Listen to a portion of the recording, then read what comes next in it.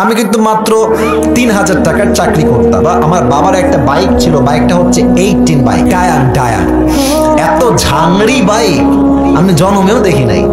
Start দিয়ে এখান থেকে যাই 1 কিলো গিয়ে আবার বন্ধ হয়ে যায়, ওখানে গিয়ে আবার এমনে ঝুঁকাই, তেল আছে তাও চলে না। তবুও কোন মতে ঠেলে ঠুলে চালাইছি কয়েক মাস যাবে। আচ্ছা, একটা পর্যায়ে গিয়ে এমন একটা অবস্থা হলো আমার পকেটের, যে তেল যে ভরবো বাইকে ওই টাকা আমার পকেটে নাই। তা আব্বাকে বললাম, আব্বা मैं माफी भी मांगता हूँ, दुआ भी मांगता हूँ, আমার দ্বারা এই বাইক আর চলবে না, তোমার বাইক তুমিই রাখো। তা আব্বা বললো, কি করবো বাইকটা, আমার পায়ে তো ব্যথা, আমি তো হার্টের রোগী, এটা কি সেল করে দিব? বললাম বিক্রি করে দাও, আমি এটা বিক্রি করে সাইকেল কিনবো, সাইকেলের চাইতে ভালো হবে আমার জন্য। তো যাই হোক, বাইকটা বিক্রি করব ভাব, মানে এটা এইভাবে কখনো আমি আগে কোনো মাহফিলে বলি নাই, এতটা ব্যাখ্যা দিয়ে বলি নাই, আজকে বলছি বাইকটা বিক্রি করে দিব অভাবের জন্য। বাট বিশ্বাস করেন সেই সময়টা প্রতিদিন তাহাজ্জুদ করতাম, প্রতিদিন আল্লাহকে বলতাম যে আল্লাহ তুমি আমাকে কবুল করো, আমার চেষ্টা কবুল করো।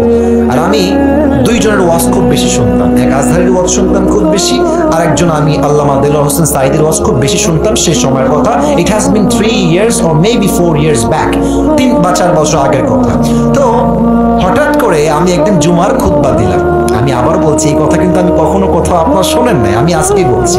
তো জুমার খুতবা দিলাম, আমি প্রায় 1 বছর যাবত জুমার খুতবা দেই, ভিডিও আপলোড হয়, কিন্তু কখনো কোনো রেসপন্স আসে না, আই মিন কেউ দেখে না ভিডিও। এই 10টা-20টা লাইক পড়ে, 2-1জন কমেন্ট করে মাশাআল্লাহ, আমি তাতেই খুশি, আলহামদুলিল্লাহ, 2-1জন দেখলে আমার জন্য এনাফ বা আমার খুশি কামনা হয়ে যাবে। তো আমার মনে আছে হঠাৎ করে একটা ভিডিও আপলোড হলো আমাকে নিয়ে, মাশাআল্লাহ ভিডিওর টপিক খুব ভালো ছিল, লাখ লাখ রিচ হয়ে গেল, একদিনেই মনে করেন যে 10-20 লাখ মানুষ দেখে ফেললো সেই ওয়াজটা।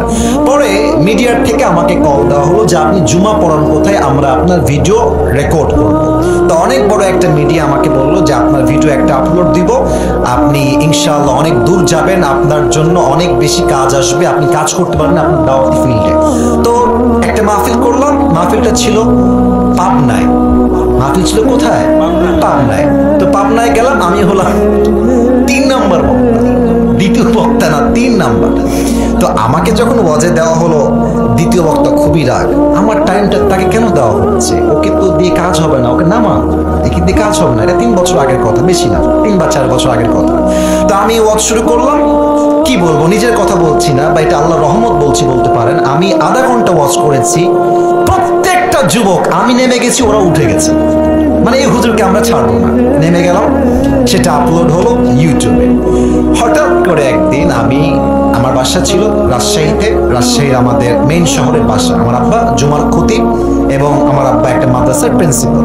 তো আমি বাইপাস দিয়ে যাচ্ছি বাইক নিয়ে, ভাই আমার কাছে কিছুই নাই, বিশ্বাস করেন, না আছে টাকা, আর আমার 2টা সাদা পাঞ্জাবি ছিল, আর আমি যেই জুমার খুতবা দিতাম, জুব্বা যে পরবো, জুব্বাও ছিল না ভালো, আমার বন্ধু থেকে জুব্বা ধার নিয়ে আসলাম যে বন্ধু দে, জুব্বাটা পরে মাহফিল করব বা একটু দোয়া করব, এই ওয়াজ হবে, আবার তোকে জুব্বা দিয়ে যাব। তো আমি এই অবস্থায় মাহফিলের জন্য বা রাস্তা দিয়ে হাঁটতেছি, তো হঠাৎ করে আমার কাছে একটা কল আসলো, বললো আপনি কি আবরুল হক আসিফ বলছেন? এটা অনেক আগের কথা, আমার ক্যারিয়ার কিন্তু শুরু হয় না। বললাম জি ভাইয়া, আমি আবরুল হক আসিফ বলছি, আপনি কে?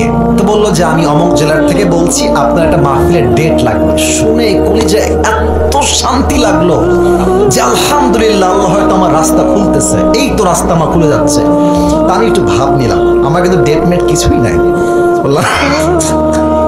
বললাম ও আচ্ছা, ডেট নিবেন কবে, আমাকে তো দেখতে হবে ভাই।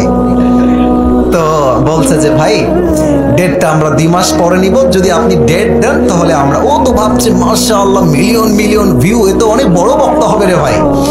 তো আমি একটু ভাবতাম, আমি বললাম ঠিক আছে, আমি ডায়েরি দেখে আপনাকে বলছি। আমার ডায়েরি কোনো ডেটই নাই। তো যাই হোক, পরে সে বললো যে ভাই ডেট কি আছে, ডেট কি হবে? আমি নিজেই, আমার তো ডেট লাগবে রে ভাই। আমি কল দিয়ে বললাম ভাই হ্যাঁ অমুক তারিখের ডেট হতে পারে, আপনি কি ডেটটা নিবেন?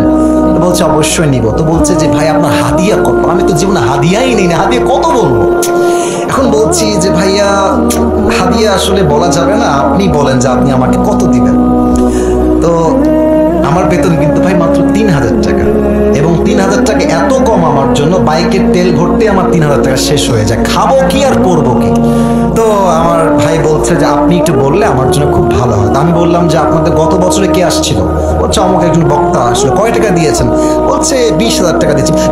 মনে বলছি 20,000 টাকা, আর ওকে বলছি ভাই এটা কোনো টাকা হইলো?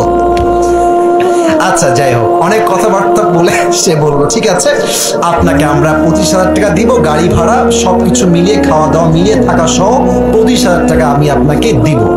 তো বললাম দিব বললেই তো হবে না ভাইজান, আপনাকে তাকে অ্যাডভান্স করতে হবে, না আমি প্রোগ্রামটা কনফার্ম মনে করব কেমন করে।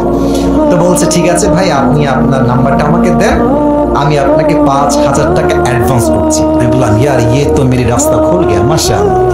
তো বলছে ঠিক আছে আমি আপনাকে দিচ্ছি, নাম্বারটা আমাকে পাঠান। তো নাম্বার দিলাম, 3 দিন কোনো খবর নাই। মনটা আবার খারাপ, জানলাম ডেটটা কি তাহলে পাবোই না। তো 3 দিন পরে আবার আমার ভাই কল দিয়ে বলছে প্রিয় ভাই আপনাকে তো আমি টাকা দিব, বাট আমি টাকা তুলতে পারি নাই এলাকার থেকে, তাই টাকাটা দিতে পারি নাই। তো মাশাআল্লাহ সবাই আমাকে টাকা দিয়ে দিয়েছে, আপনার নাম্বারে এখনই টাকা পাঠাচ্ছে। তো আমাকে ওই প্রথম মাহফিলের জন্য 5,000 টাকা অ্যাডভান্স দেওয়া হয়, এবং 5,000 টাকায় আমি আমার আব্বা আম্মাকে দিয়ে দিয়েছি। যাও তোমরা নাও। বিশ্বাস করেন ওই যে আমার জার্নি শুরু হলো, আল্লাহু আকবার, কি বলবো। এখন এমন একটা দিন নাই যেই দিন শত শত কল আসে না, আসিফ হুজুরকে লাগবে আপনাদের কি, আমাকে বলে 3 লাখ নিবেন, 2 লাখ নিবেন, 1.5 লাখ নিবেন, কত খালি বলেন না আপনাকে আমরা চাই। আপনি বলবেন হুজুর আপনি এত লম্বা স্টোরি কেন বললেন? 1 ঈমান, 2 হচ্ছে তাকওয়া।